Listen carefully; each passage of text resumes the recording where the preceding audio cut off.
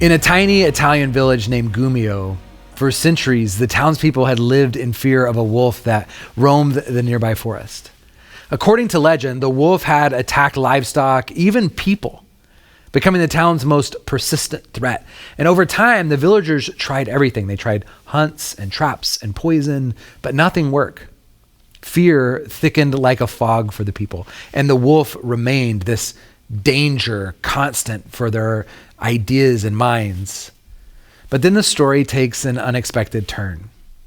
A monk named Francis arrived in town. Rather than setting traps or calling for more dramatic action, he walked alone into the forest, directly toward the wolf. The villagers watched from a safe distance, waiting for the inevitable. But the inevitable didn't happen. Francis didn't bring weapons. He brought peace. The legend says he spoke gently to the wolf, acknowledging its hunger and its fear, and the wolf, rather than attacking, lay down at Francis's feet.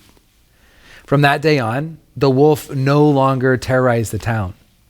Francis had disarmed the threat, not with force, but with compassion. Now, whether or not this legend is factually accurate isn't really the point. The point is that the story teaches sometimes it's not about power that breaks the cycle of fear and harm. It's love. This is exactly what Thomas Oord's concept of the uncontrolling love of God is all about. Oord challenges the idea that God's love is coercive, that God fixes problems by force or overrides human freedom to prevent harm.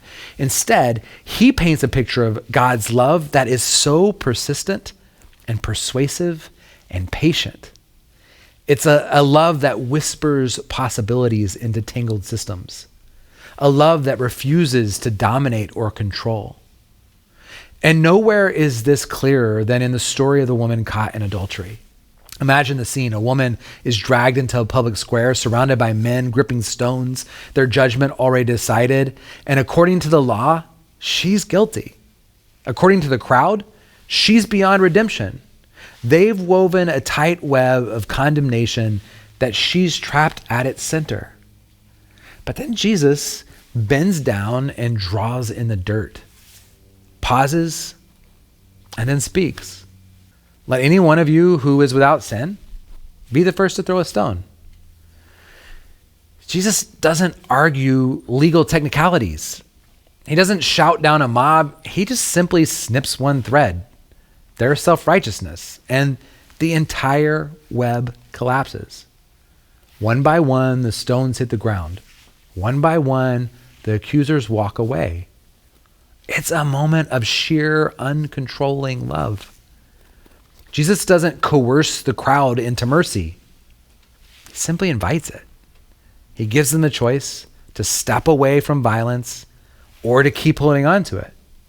And the beauty is they choose to step away. This is Oord's point. Love by its very nature cannot control. To force someone's hand isn't love, it's domination. But to offer a path forward, a way out of the web, and let somebody else choose it, that's love at its most powerful. The same is true for the woman. Jesus doesn't erase her past or pretend the situation never happens. He simply removes her judgment that trapped her. He says, neither do I condemn you, so go now and leave your life of sin. The web is cut. But what does she do next? That's her choice. Uncontrolling love doesn't mean passive love. It's active and present and always working within the system to create opportunities for freedom and healing. But it will never force. Isaiah echoes the same call. Is it not the kind of fasting I have chosen to loosen the chains of injustice and untie the cords of the yoke? God's grace isn't about bypassing human agency. It's about empowering it. Grace is the scissors, and we are the hands. So where has God's uncontrolling love given you a way out? Where is it inviting you to pick up some scissors and cut cords of judgment and injustice and fear in your own life and community? This week, today, identify one small act of liberation you can do. Whether it's advocating for someone unheard, or offering generosity without expectation, or extending forgiveness where there's been a fracture, you don't have to unravel the whole web. Sometimes one well-placed snip is all it takes. Because when love stops controlling and starts freeing, webs fall apart. And people do too, but in the best way possible.